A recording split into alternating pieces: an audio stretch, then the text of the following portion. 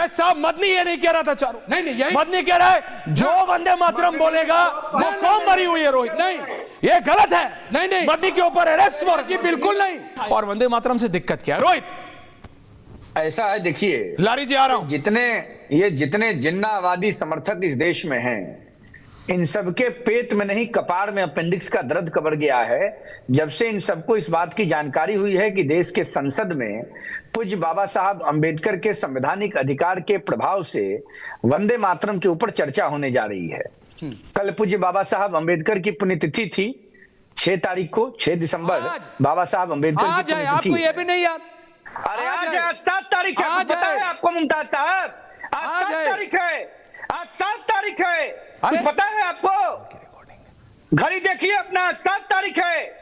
जानकारी के अभाव में कुछ से कुछ बोलते रहते हैं। अरे पढ़े लिखे होते तब तो। अच्छा आगे चलिए, आगे बोलिए बोलिए। मूर्ख की तरह आप लोग बात करते हैं। पहले तो जय भीम, अरे जय भीम बाबा, अरे सुनिए ना, पहले संविधान, रुकिए। जय भारत, जय श्री राम, जय भीम, जय संविधान। सुनिए, इस देश में धार्मिक तुष्टीकरण की राजनीति नहीं चलेगी। वही कर रहे हो। भारत में रहना है तो राष्ट्रगान और राष्ट्रगीत का सम्मान करना होगा।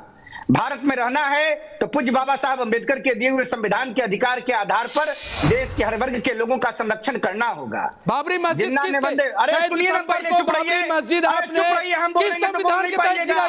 चुप रहिए, किस संविधान के तहत 6 दिसंबर को संविधान के अधिकार के मस्जिद अंदर बात गिराई? कीजिए। जवाब दो मुझे। जिन्ना ने वंदे हिंदू मातरम का राष्ट्र विरोध किस किया, संविधान तहत पाकिस्तान हिंदू राष्ट्र चला यात्रा गया, निकाल रहे हो? भारत का विभाजन कराया, मुखालफत करो उसकी। जिन्नावादी समर्थकों की दलील बताओ देश हिंदू नहीं राष्ट्र स्वीकार की करेगा। यात्रा आप किस लोग संविधान जिन्ना के के तहत कर चरणों रहे में हो? रहने वाले लोग हैं। बताइए हमें। हम कलाम हिंदू साहब को राष्ट्र की मानते यात्रा, हैं, हम हिंदू अशफाकुल्लाह राष्ट्र खान यात्रा किस साहब को संविधान मानते के हैं। तहत? हम कभी भी मोहम्मद अली जिन्ना को नहीं 1905 में किस मानेंगे। संविधान के जो तहत? जिन्ना को मानेगा वो पाकिस्तान हमें बताइए। जाएगा, जो कलाम बताइए को हमें। मानेगा वो भारत में रहेगा। पंकज जी, भारत माता की जिंदाबाद है। पंकज जी, बाबा साहब अम्बेडकर पंकज जी, का इस संविधान। डिबेट को बंद करते हैं। जय श्री राम। फैज साहब ताली बजा रहे हैं। पंकज शर्मा फैज साहब, पंकज शर्मा फैज साहब, पंकज शर्मा जी, राहुल गांधी आके वंदे मातरम पे पॉइंट क्लियर कर दे। But if he's too busy making coffee in Colombia, let him send Priyanka Vadra and let them clearly put the stand out of the Congress party on Vande Mataram. Pankaj ji बता देना वंदे मातरम पे क्या stand है कांग्रेस साफ है जी। लेकिन अगर अफवाहें फैलाने का ही काम करना है तो कोई क्या करे। अभी कहा कि नेहरू ने पत्र लिखा वंदे मातरम के वो स्टेंजा बाहर करने के लिए। मैं चुनौती देता हूं कि नेहरू का वो चारू जी को पत्र लाइए। आप पेश कर दें, या जो मोहतरमा भी कह रही थी चारू प्रज्ञा जी प्रवक्ता है भारतीय जनता पार्टी। असलियत क्या है चारू प्रज्ञा जी? तो चारू प्रज्ञा जी, असलियत यह है कि 26 अक्टूबर 1937 को रविंद्रनाथ टैगोर ने कांग्रेस पार्टी को एक पत्र लिखा जिसमें उन्होंने ये अनुरोध किया कि हमारे राष्ट्रीय अधिवेशनों में कांग्रेस के और सारे राष्ट्रीय समारोहों में वंदे मातरम के सिर्फ पहले 2 स्टेंजा ही गाए जाने चाहिए। उनके इस पत्र पर विचार करने के लिए कांग्रेस कार्य समिति की बैठक हुई और कांग्रेस कार्य समिति ने उनके इस सुझाव को मंजूर किया। नेहरू ने व्यक्तिगत तौर पर कोई पत्र नहीं लिखा, कोई पत्र नहीं लिखा, कोई पत्र नहीं लिखा। अगर लिखा है चारू पंकज जी कह रहे हैं कोई नहीं लिखा वो लाइन। चारू पंकज जी बोल रहे हैं आप झूठ बोल रही हैं। चारू पंकज जी कह रहे हैं कोई चिट्ठी नहीं लिखी, उन्होंने एक नहीं 3 बार बोला। चारू और पंकज शर्मा फुल फ्रेम। 1896 अधिवेशन नेहरू जी ने पत्र लिखा। नेहरू जी को लगा कि सेंटिमेंट्स इरिटेट हो जाएंगे मुसलमानों के। पंकज जी, आपसे और इस पैनल पे बैठे हर एक इंसान से मैं पूछती हूँ, आप कहाँ के वो ऐसे इतने बड़े मुसलमान बनते हो? उस समय कोई लोगों को आप कहते नहीं? क्या आप कह रहे हो मौलाना आजाद मुसलमान नहीं थे? और कहने की हिम्मत है तो अभी कहो।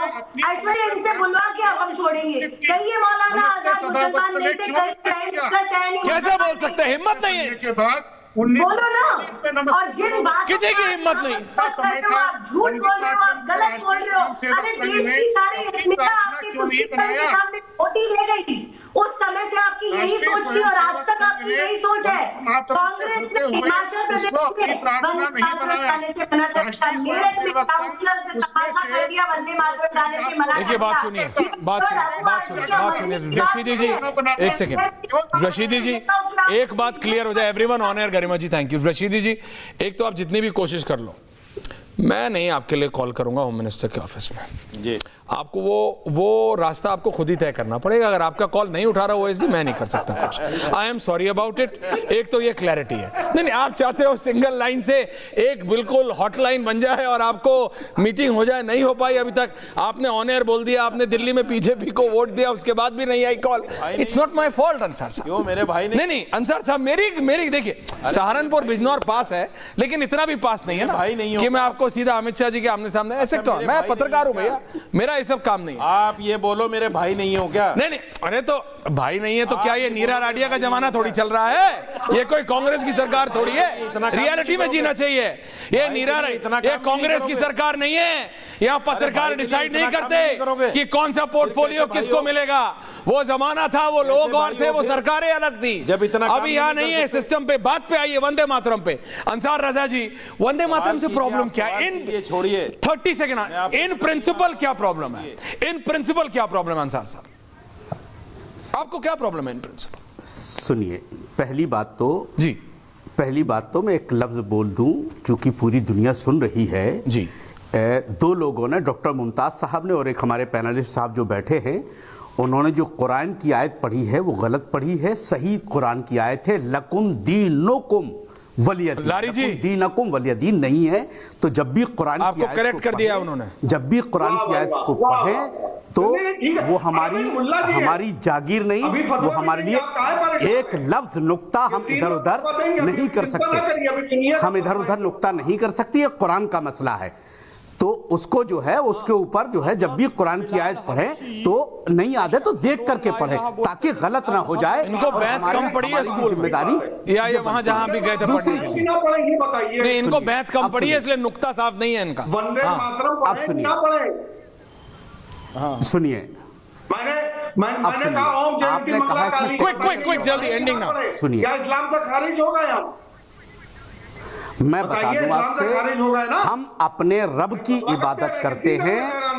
हम अपने रब की इबादत करते हैं और हम अपने रब के अलावा किसी के सामने सजदा नहीं कर सकते। अरे कोई करवा भी नहीं रहा अंसार साहब। प्रॉब्लम तो यही है। और कोई लेकिन वंदे मातरम से क्या प्रॉब्लम है? फैज तो क्यों बहस कर रहे हो फिर भाई? भारत की जमीन पे करते हो कि नहीं सजदा? फिर बहस किस बात की? तो इस जमीन की जय बोलोगे कि नहीं बोलोगे? क्यों बुलाते हो?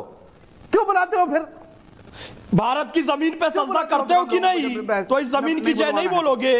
गंगा का पानी पीते हो ना, इसकी जय नहीं बोलोगे? अल्लाह के नाशुक्रे हो। अल्लाह ने जिस भारत भूमि में पैदा किया है उसकी जय नहीं बोलोगे? फिलिस्तीन जिंदाबाद बोलोगे? भारत की जमीन एक्सपोज हो चुके हैं ये सारे लोग। जमीन पे और इनसे पूछो क्या नहीं बोलेंगे तो वंदे मातरम। क्या नहीं बोलोगे तो वंदे मातरम। उल्टा नाम जपे तब जाना, वाल्मीकि भय ब्रह्म समाना। क्या नहीं बोलोगे? मैं भी वंदे मातरम 50 बार बोल दिए। नहीं पता, भगवान तुम्हारा कल्याण करे। तुम लोगों को कहां से पता होगा? देखो, सारी डिबेट एक तरफ है।